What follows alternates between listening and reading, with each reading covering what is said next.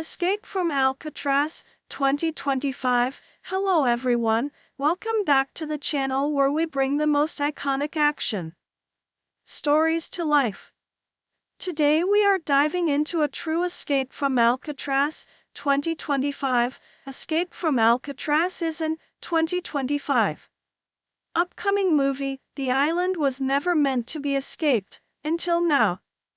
A reimagined high-stakes thriller, following a new wave of prisoners determined to break free from the infamous Alcatraz. Trapped on the isolated island prison, each inmate must navigate ruthless guards, ingenious security measures, and the treacherous waters surrounding the rock. Led by a cunning mastermind, the group hatches an audacious plan to outsmart the system. Tension rises with every step, as trust is tested and desperation mounts. Can they escape the most secure prison in America, or will the island claim more lives? Escape from Alcatraz, 2025, delivers edge-of-your-seat suspense, gripping strategies, and intense action, honoring the legacy of one of the most iconic prison break stories in cinematic history. Review: anticipated, thrilling, tense, and meticulously crafted, Escape from Alcatraz, 2025, redefines the prison break genre with modern intensity and nerve-wracking suspense. In this thrilling reimagining of the classic prison escape, Morgan Freeman plays the brilliant yet weary ex-con mentor, while Jason Statham brings explosive energy as a former military operative wrongfully imprisoned in the legendary Alcatraz. Together, they hatch a bold, nearly impossible escape plan from the fortress once thought inescapable. The film blends gritty action with psychological tension as the duo navigates brutal guards, rising tides, and their own inner demons. Director Antoine Fuqua crafts a gripping tale full of suspense, strategy, and sharp dialogue. The fog-drenched San Francisco Bay becomes both a prison and a battlefield. Standout moments include a midnight tunnel escape sequence and Freeman's monologue on hope and justice that's Oscar-worthy. In this gripping reimagining of the legendary escape story, Morgan Freeman stars as a brilliant but broken mifer who's seen too much and lost even more. Jason Statham plays a wrongly convicted ex-military operative with nothing left to lose and everything to prove. Thrown together inside the cold, ironclad walls of America's most feared prison, the two men form an uneasy alliance built on strategy, silence, and survival. Directed with intensity by Antoine Fuqua, the film turns the fog-drenched cliffs of San Francisco Bay into a high-stakes battleground. As tides rise and trust wears thin, the escape becomes more than a plan, it becomes a war against the system, the past, and time itself. Highlights include a breathtaking tunnel collapse sequence under the cover of night, and a chilling monologue from Freeman on justice and freedom that leaves a lasting echo. With tight pacing, raw emotion, and electric performances, Escape from Alcatraz, 2025, isn't just a prison break, it's a full-blown. On January 18, 1960, Frank Lee Morris, a burglar and escape artist, is transferred to the maximum security prison on Alcatraz Island. In the dining hall, Morris makes the acquaintance of the eccentric Litmus, who is fond of desserts. Morris is sent to meet the prison's warden, who curtly informs him, no one has ever escaped from Alcatraz and no one ever will. The warden fails to notice Morris stealing a nail clipper from his desk. Morris also makes acquaintances with English, a black inmate serving 2 life sentences for killing 2 white men in self-defense, and the elderly Doc, who paints portraits and once grew chrysanthemums at Alcatraz. Doc's portraits contain chrysanthemums as a symbol of human spirit and freedom. Morris also makes an enemy of Wolf, a rapist whom he beats in the showers when he tries to harass him and later attacks him in the prison yard with a knife. Both men are subsequently imprisoned in isolation in the hole. Morris is later released. As Morris comes to know inmate Charlie Butts, his new cellmate, the warden discovers that Doc has painted a portrait of him, as well as other guards. The guards' paintings are flattering, recognizing their humanity, but the warden's painting, which has been kept out of view, captures what Doc sees as the ugliness of his cruel nature. Enraged, the warden strips Doc of his privileges. A saddened Doc, in the prison workshop, cuts off his fingers with a hatchet and is led away. Morris finds that Doc gave a gift of one of the blossom heads in his pocket. After Morris finds that bank-robbing brothers John and Clarence Anglin, old friends from another prison sentence, are at Alcatraz, Morris notices that the concrete around the grill in his cell is weak and can be chipped away. He masterminds an escape plan, with Butts and the Anglins, to build dummy heads and construct a raft to head to Angel Island. Over the next months, Morris, the Anglins, and Butts dig through the walls of their cells with spoons, having soldered them with heat to form makeshift shovels, fashion dummies out of papier-mâché and human hair to plant in their beds, and construct a raft from raincoats. After they plan to leave the night of Tuesday, June 12, 1962, Morris places the chrysanthemum in the dining hall in honor of Doc, but the warden stalks by and crushes it, causing a provoked litmus to suffer a fatal heart attack. The warden taunts Morris that some men are destined never to leave Alcatraz alive. Morris shares a farewell handshake with English. Although a search of Morris' cell turns up nothing during a routine contraband search, the suspicious warden suggests for him to be transferred to a different cell on the morning of June 12. On June 11, Monday, Wolf is released from solitary confinement and threatens Morris. Morris makes the decision to leave that night.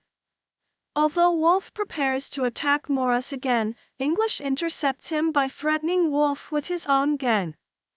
That night, the four inmates plan to meet in the passageway, but Butts loses his nerve and fails to meet with them, forcing Morris and the Anglins to go on without him. Carrying the flotation gear, Morris and the Anglins access the roof and avoid the searchlights. Butts gains his nerve, but is unable to reach the shaft, eventually returning to his cell in despair. Morris and the Anglins scramble down the side of the building into the prison yard, climb over a barbed wire fence, make their way to the shoreline of the island, and inflate the raft. The three men escape from Alcatraz, partially submerged in the water, clinging to the raft and using their legs to propel themselves, vanishing into the night. The next morning, a guard, intending to move Morris to his new cell, discovers the dummy head, and sounds the alarm, as English smiles happily. Joining a search party on Angel Island, the warden learns that shreds of raincoat material and personal effects of the men were found floating in the bay. He stubbornly insists that the men's personal effects were important, and the men would have drowned before losing them, though a sergeant taunts him that the men might have lost it to look like they drowned. The warden spots a chrysanthemum flower head on a rock, as he is told by an aide that he has been recalled to Washington to face his superiors, with the prospect of being forced to accept an early retirement for having failed to prevent the breakout from happening. After being told that no chrysanthemums grow on Angel Island, the warden insists the men drowned, crushes the flower, and throws it into the water. A closing text states that no bodies were found and Alcatraz closed less than a year later. The final shot is of Morris' dummy head laying on the floor, seemingly grinning. Cast: Clint Eastwood as Frank Lee Morris, Patrick McGohan as the warden, Fred Ward as John Anglin, Jack Thibault as Clarence Anglin, Larry Hankton as Charlie Butts, Roberts Blossom as Chester, Doc Dalton, Paul Benjamin as English, Bruce M. Fisher as Wolf, Frank Ronzio as Litmus, Fred Stuffman as Johnson, David Cryer as Wagner, Danny Glover and Kyle Lumley as inmates, Production. Left, Alcatraz. Right, a Malpaso Paramount production bench used during the filming. Screenplay and filming. Screenwriter Richard Tuggle had visited Alcatraz as a tourist and was intrigued with the June 1962 escape.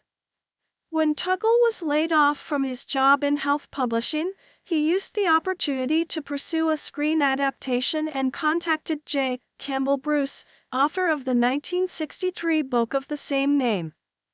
After reaching an agreement with Bruce, Tuggle was able to obtain permission from the publisher, McGraw-Hill. Skeptical that a fledgling screenwriter could realize the project, McGraw-Hill simply relinquished film rights in a letter. While researching the escape, Tuggle had access to newly released Federal Bureau of Investigation records about the case. Tuggle spent 6 months researching and writing a screenplay based on Bruce's book. 5. He went to the Writers Guild and received a list of literary agents who would accept unsolicited manuscripts.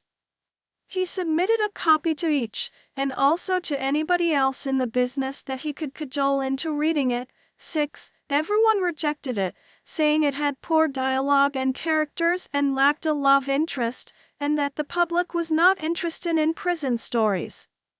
Tuggle decided to bypass producers and executives and deal directly with filmmakers. On advice from Bruce, Tuggle called the agent for director Don Siegel and lied, saying he had met Siegel at a party and the director had expressed interest in reading his script.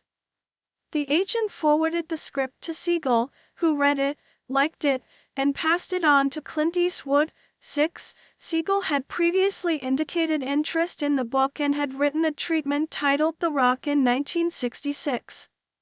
Siegel was impressed with Tuggle's script and purchased it for $100,000. Siegel submitted the property to Paramount Pictures Corporation, where it was swiftly approved for production. Its budget was $8 million. 7. Tuggle considered Alcatraz as a character, a big character. You root for these guys to conquer it. It's like climbing Mount Everest. Tuggle created the character of English, and inspired by some scenes by various prison films, including The Great Escape. He initially had Morris describe his childhood in full to Butts, but shortened the dialogue. Some scenes from the script were omitted, including a scene that took place over Christmas, where Morris is in his cell alone, has a gumball, and as he opens the wrapper, it falls on the floor and rolls out under the cell bar.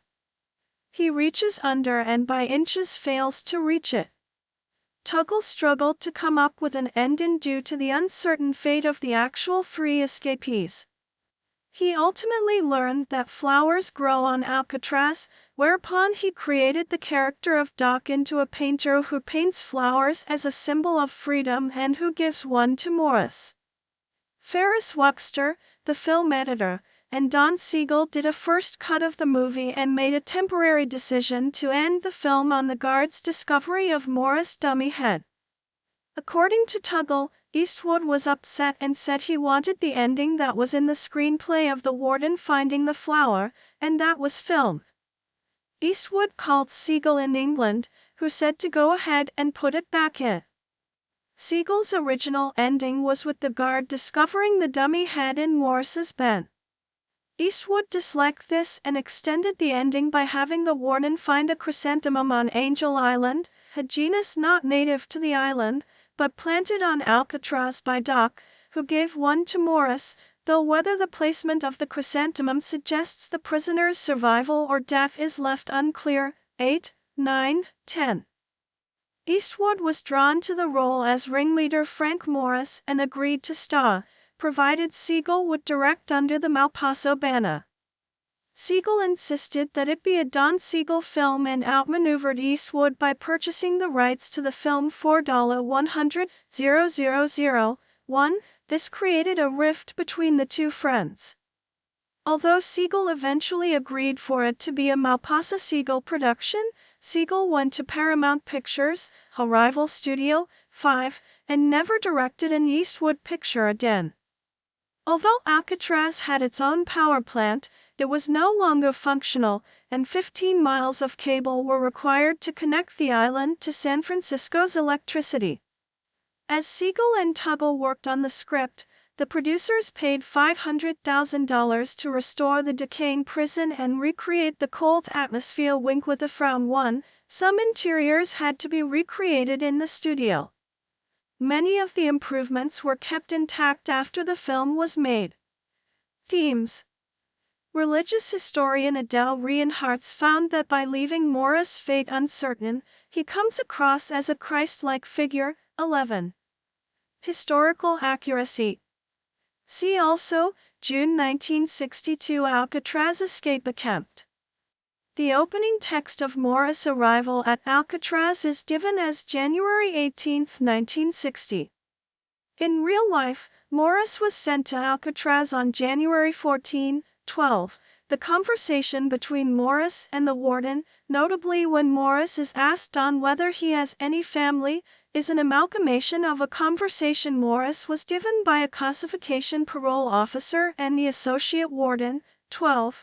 164 to 165, 13. Litmus telling Morris about the shaft on top on the roof in the prison yard and teasing him, asked the bowl for the key, is based on a reported conversation Morris had with a fellow prisoner in the brush shop. 12. 155 to 156, 13. The warden is a fictional character created to avoid potential legal action. The film is set between the arrival of Morris at Alcatraz in January 1960 and his escape in June 1962. The warden remains in office over the course of the entire movie. In reality, Warden Madigan had been replaced by Blackwell in 1961. Blackwell served as warden of Alcatraz at its most difficult time from 1961 to 1963, when it was facing closure as a decaying prison and financing problems, and at the time of the June 1962 escape. Blackwell moved Arthur Dollison as associate to oversee the prison and to act as warden in his absence. 12. 163, 13. Blackwell was on vacation in Napa County, California, at the time of the escape. 14. The film's warden mentions his predecessors Johnston, 1934-48, and, incorrectly, Blackwell, 1961-63, Doc, 15. The incident in which Doc chops off his fingers with a hatchet was based on an actual incident in 1937. Inmate Ruth Percival, maddened by strict rules that imposed silence on the prisoners, cut off 4 fingers with a hatchet to try to get transferred off Alcatraz. 16, 17. The counts in real-life conflict as to who masterminded the escape. Alan West, the 4th inmate who tried to participate in the real escape, but was left behind when he failed to remove his ventilator grill on the night of the escape, is fictionalized as Charlie Butts. Butts, who is a newcomer, is portrayed as little more than a barely competent follower, and not very bright as shown when Litmus introduces himself as Al Capone. In real life, West had been in Alcatraz since 1957 and was known for having an aggressive reputation for violence and repeated escapes. West claimed that the escape was his idea. The film reinforces the idea that Morris was the mastermind. Citation needed. The symbol of the chrysanthemum is a fictional invention of the film, as is the final scene where the warden finds a chrysanthemum on Angel Island after the escape, that may or may not indicate the prisoner's survival. 18. Reception. Critical response. Escape from Alcatraz was well received by critics and is considered by many as one of the best films of 1979, 19, 20, 21. Frank Rich of Time described the film as the cool, cinematic grace, while Stanley Kaufman of The New Republic called it crystalline cinema. 22. Vincent Canby of The New York Times called it a first-rate action movie, noting that Mr. Eastwood fulfills the demands of the role and of the film as probably no other actor could. Is it acting? I don't know, but he's the towering figure in its landscape. 23. Variety called it one of the finest prison films ever made. 24. Roger Ebert gave the film 3.5 stars out of 4, writing, "Imprisonment is a widespread punishment all over the world, but prisons for most people are an unknown experience. Anything they know is mostly through media and cinema representations." Additionally, the audience is captivated by issues which are unknown and unreachable, and which relate to the criminal behavior and action of institutions of social control of crime, but also to life in prison. Citation needed. Media and societal perception. Journalist Paul Manson argued that generally, it is argued that fictionalized representations of prison have not contributed to public understanding of prison life and do not contribute positively in the direction of improving it. 2. This is because the entertainment television industry has transformed crime and jail into entertaining objects, thus eroding our doubts and concerns about prison as a solution for crime reduction. The fictional representation of prison in cinema, the last decade, manufactures prison not only as necessary punishment but also as a unique process for the control and reduction of crime and the elimination of misfits and psychotic criminals. In 1979, the film Scum led to reforms of prisons and borstalls in the UK. A film genre is a stylistic or thematic category for motion pictures based on similarities either in the narrative elements, aesthetic approach, or the emotional response to the film. 2. Drawing heavily from the theories of literary genre criticism, film genres are usually delineated by conventions, iconography, settings, narratives, characters, and actors.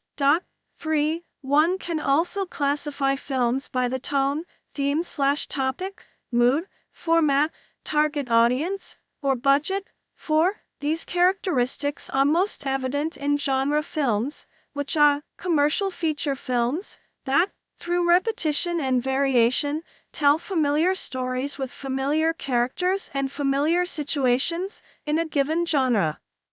5. A film's genre will influence the use of filmmaking styles and techniques, such as the use of flashbacks and low-key lighting in film noir, tight framing in horror films, or fonts that look like rough-hewn logs for the titles of Western films. 6. In addition, genres have associated film scoring conventions, such as lush string orchestras for romantic melodramas or electronic music for science fiction films. 6. Genre also affects how films are broadcast on television, advertised, and organized. In video rental stores. 5. Alan Williams distinguishes 3 main genre categories: narrative, avant-garde, and documentary. 7. With the proliferation of particular genres, film subgenres can also emerge. The legal drama, for example, is a subgenre of drama that includes courtroom and trial-focused films. Subgenres are often a mixture of 2 separate genres. Genres can also merge with seemingly unrelated ones to form hybrid genres, where popular combinations include the romantic comedy and the action comedy film. Broader examples include the docufiction and docudrama, which merge the basic categories of fiction and nonfiction. Documentary. 8. Genres are not fixed, they change and evolve over time, and some genres may largely disappear. For example, the melodrama. 4. Not only does genre refer to a type of film or its category, a key role is also played by the expectations of an audience about a film, as well as institutional discourses that create generic structures. 4. Alternative classifications. Some theorists have proposed broader frameworks to distinguish genre from other cinematic categories such as style, format, or tradition. One such model is the cinematic taxonomy developed by Iranian author and theorist Ali Reza Kava in his book Cinematic Category. 9. This taxonomy introduces a 5-part classification system: medium, style, genre, format, and tradition. Overview. Characteristics. Characteristics of particular genres are most evident in genre films, which are commercial feature films that, through repetition and variation, tell familiar stories with familiar characters and familiar situations in a given genre. 5. Drawing heavily from the theories of literary genre criticism, film genres are usually delineated by conventions, iconography, narratives, formats, characters, and actors, all of which can vary according to the genre. 3. In terms of standard or stock characters, those in film noir, for example, include the femme fatale, 10, and the hard-boiled detective, while those in westerns, stock characters include the schoolmarm and the gunslinger. Regarding actors, some may acquire a reputation linked to a single genre, such as John Wayne, the western, or Fred Astaire, the musical. 11. Some genres have been characterized or known to use particular formats, which refers to the way in which films are shot, e.g., 35 mm, 16 mm, or 8 mm, or the manner of presentation, e.g., anamorphic widescreen. 4.